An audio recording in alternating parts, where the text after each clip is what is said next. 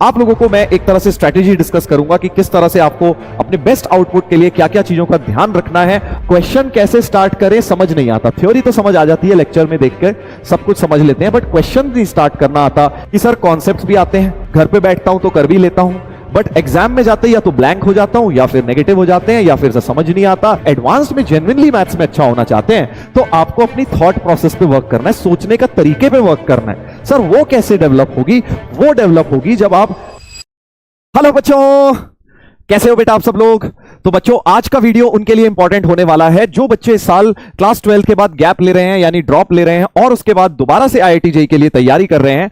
आप लोगों को मैं एक तरह से स्ट्रेटेजी डिस्कस करूंगा कि किस तरह से आपको अपने बेस्ट आउटपुट के लिए क्या क्या चीजों का ध्यान रखना है और साथ में क्या क्या आप लोग प्रॉब्लम फेस करते हैं उनके भी मैं आपको सोल्यूशन बताने की कोशिश करूंगा। ठीक है, तो जो भी बच्चे मुझे नहीं जानते हैं, मेरा नाम सामने लिखा हुआ है बेटा, मेरा नाम तरुण खंडेलवाल है। मैं आईआईटी जेईई की मैथ्स पढ़ाता हूं, बहुत सारे बच्चे जानते भी होंगे बट कुछ बच्चे नहीं भी जानते हैं। मैंने खुद बेटा ड्रॉप ईयर में आईआईटी जेईई क्रैक किया हुआ है with all India rank of 289। तो मैं आप लोगों की जो प्रॉब्लम्स हैं जिनसे आप गुजर रहे हैं उनसे बहुत ही भली भांति परिचित हूं। मुझे एग्जैक्टली पता है आप लोग क्या क्या सोच रहे हैं और क्या क्या प्रॉब्लम से आप फेस कर रहे हैं बेटा, क्योंकि मैं भी उन सब प्रॉब्लम से गुजर चुका हूं। चलिए तो स्टार्ट करेंगे विदाउट वेस्टिंग एनी टाइम। तो आज के वीडियो में सबसे पहले मैं आपको कुछ कॉमन मिस्टेक्स बताऊंगा कि क्या ड्रॉप ईयर में हम लोग गलतियां कर देते हैं, क्योंकि अगर गलतियां अवॉइड करें तो ऑटोमेटिकली सिलेक्शन के चांसेस बढ़ते जाते हैं। साथ में खुद की स्ट्रैटेजी कैसे बनाएं, कोई एक जनरल स्ट्रैटेजी ड्रॉप में काम नहीं कर सकती बेटा।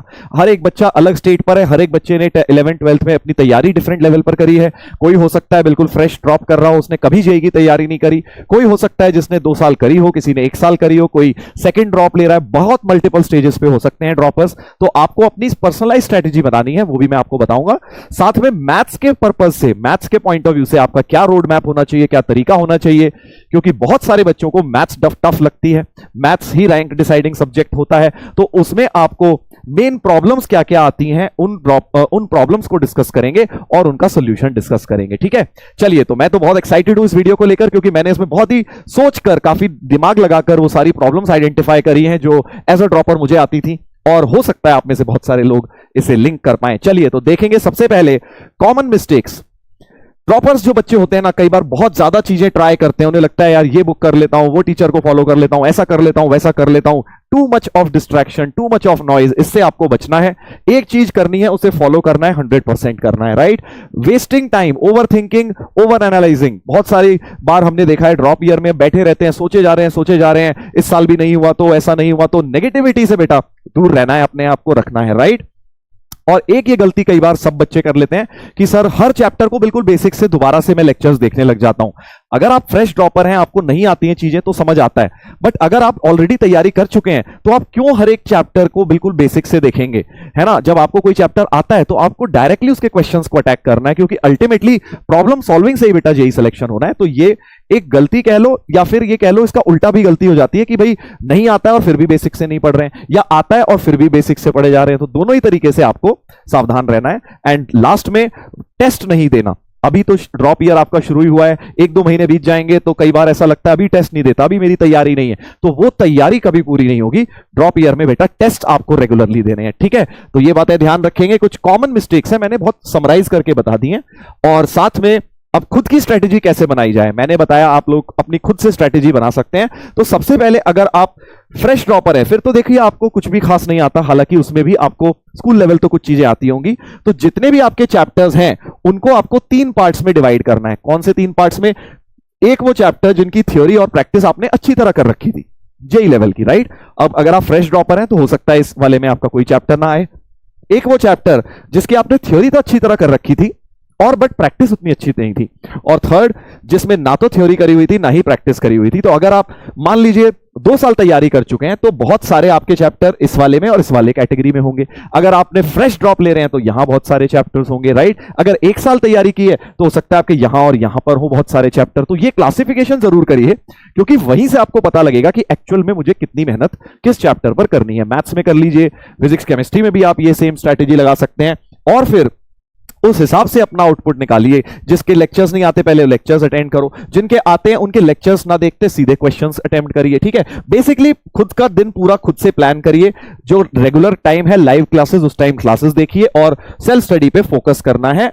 और प्री क्लास वर्क पे भी फोकस करना है। ड्रॉप ईयर में बहुत इंपॉर्टेंट हो जाता है कि भाई जो टीचर पढ़ाने वाले हैं, जैसे मान लीजिए आपका अभी सीक्वेंस सीरीज शुरू होने वाला है, तो उससे पहले आपको जो भी आता है, थोड़ा बहुत तो आता होगा, बेसिक एनसीईआरटी लेवल का, एपी जीपी कुछ तो पता होगा, उसे रिवाइज करके बैठिए, आपको क्लास में आपका आउटपुट डेफिनेटली बढ़ जाएगा बेटा। ठीक है, तो ये कुछ कॉमन चीजें हैं जिससे आप अपनी स्ट्रेटेजी डिफाइन कर सकते हैं।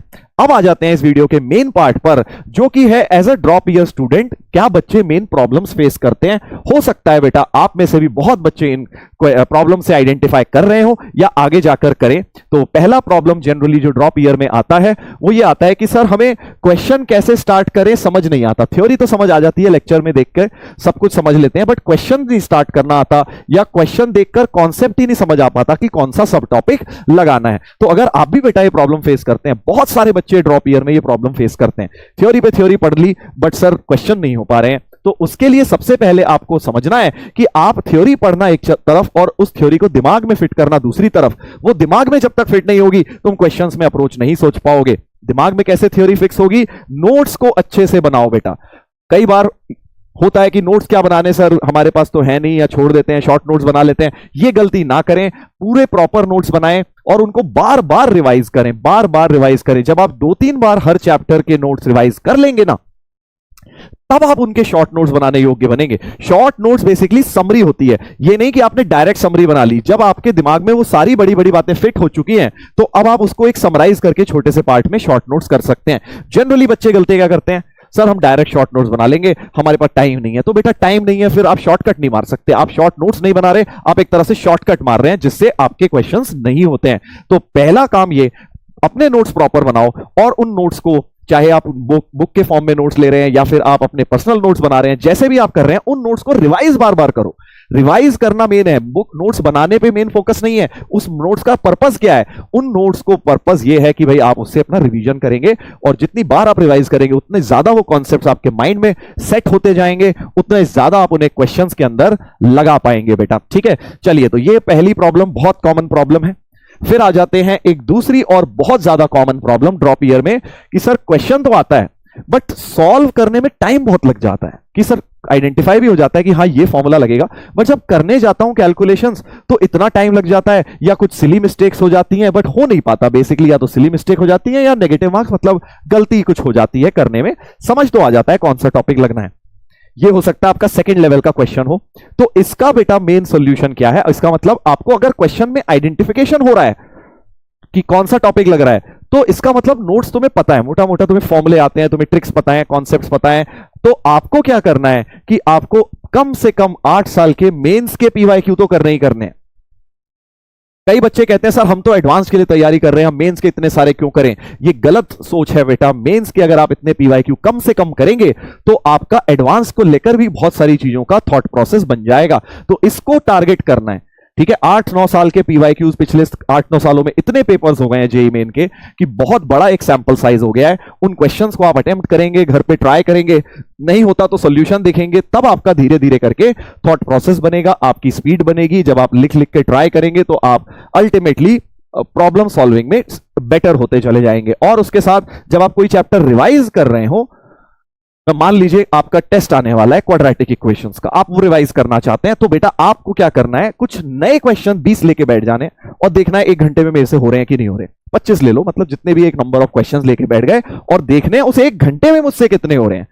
हम उल्टा करते हैं, हम 50 क्वेश्चन करने हैं सर, टाइम कुछ नहीं, 2 घंटे लगे, 3 घंटे लगे, 5 घंटे लग जाए, डजंट मैटर। आपको ऐसा नहीं करना है, टाइम को बाउंड करके आपको प्रैक्टिस करनी है रिवीजन करते टाइम। ठीक है, क्योंकि एग्जाम में टाइम होता है, टाइम का ही प्रेशर होता है, जिसकी वजह से सिली मिस्टेक्स होती हैं, नेगेटिव मार्क्स होते हैं। तो इसलिए टाइम का ध्यान अगर आप घर पे रिवाइज करते हुए भी करेंगे तो भी आपको उसका एग्जाम में बेनिफिट मिलने वाला है। ठीक है, तो ये सेकंड प्रॉब्लम हो गई।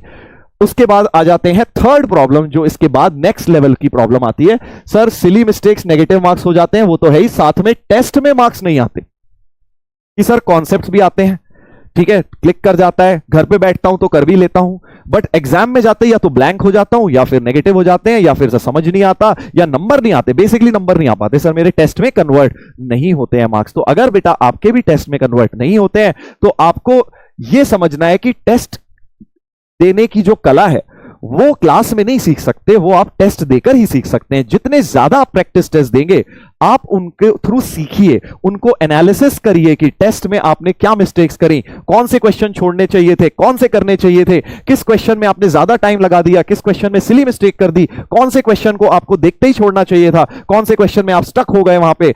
ये वाली चीजें आपको करनी है एनालिसिस टेस्ट के आके, और कौन से में आपने रिवीजन अच्छी तरह नहीं किया था। तो ये सारी बातें हर टेस्ट को जवाब देंगे। कोई भी टेस्ट परफेक्ट नहीं हो सकता, हर टेस्ट में आपको ये लगेगा काश इससे और बेटर कर लेता, और बेटर कर लेता, बट जितने ज्यादा टेस्ट देते जाओगे तुम उतने बेटर होते चले जाओगे। तो इसलिए आपको जितने ज्यादा टेस्ट दोगे इसका सॉल्यूशन उसी में है, ठीक है। टेस्ट में मार्क्स अगर नहीं आ रहे हैं तो हो सकता है उसका कारण पहले दो सॉल्यूशंस हो कि भाई आपके नोट्स उतनी अच्छी तरह प्रिपेयर्ड नहीं है, शायद नोट्स आपके रिवाइज नहीं है, इस पे वर्क करो। नोट्स वर्कड है तो रिवीजन अच्छी तरह करो, रिवीजन टाइम बाउंड करके करो। और ये दोनों चीजें जब अच्छी हो गई हैं तो खूब सारे टेस्ट दो, टेस्ट में मार्क्स डेफिनेटली आने शुरू हो जाएंगे, ठीक है ना। चलिए, तो ये हो गया है प्रॉब्लम नंबर 3। अब आ जाते हैं प्रॉब्लम नंबर 4। बहुत बच्चे ड्रॉप ईयर में इस प्रॉब्लम से आइडेंटिफाई करेंगे, स्पेशली वो बच्चे जो 2 साल तैयारी कर चुके हैं कि सर मेंस लेवल तो हो जाता है हमसे, मेंस लेवल तो हो जाता है सर, मेंस हमारा ठीक ठाक स्कोर भी आ गया, बट एडवांस के क्वेश्चन देखते ही स्पेशली मैथ्स में ऐसा लगता है यार कैसे होगा, हो ही नहीं सकता, है तो मैं सोच ही नहीं पाऊंगा, मैं तो कभी नहीं सोच सकता, इतनी डिफिकल्ट बातें मैं कर ही नहीं सकता। तो ये एक बहुत कॉमन प्रॉब्लम है कि एडवांस का क्वेश्चन देखकर ही समझ नहीं आता कि क्या करना है उसमें। तो अगर आप भी इस प्रॉब्लम से जूझ रहे हैं या गुजर रहे हैं या गुजर चुके हैं और चाहते हैं कि इस साल ड्रॉप ईयर में आपको ये प्रॉब्लम ना आए, तो बेटा आपको 2-3 चीजों का ध्यान रखना है। एक तो आप मिक्स टाइप के क्वेश्चन प्रैक्टिस करो कि जिसमें 1-2-3 चैप्टर्स मिक्स होकर एक साथ लग रहे हो, उनकी प्रैक्टिस करिए। थॉट प्रोसेस डेवलप करने की कोशिश करिए। देखिए, एडवांस्ड और मेंस में मेन फर्क क्या होता है कि थोड़ा डिफिकल्टी लेवल क्यों ज्यादा लगता है, क्योंकि सोचना ज्यादा पड़ता है। मेंस में कई बार स्पेसिफिक टाइप ऑफ प्रॉब्लम है, उसी तरह के रिपीट हुए जा रहे हैं, 80-90% पीवाईक्यूज भी वैसे ही मिलेंगे।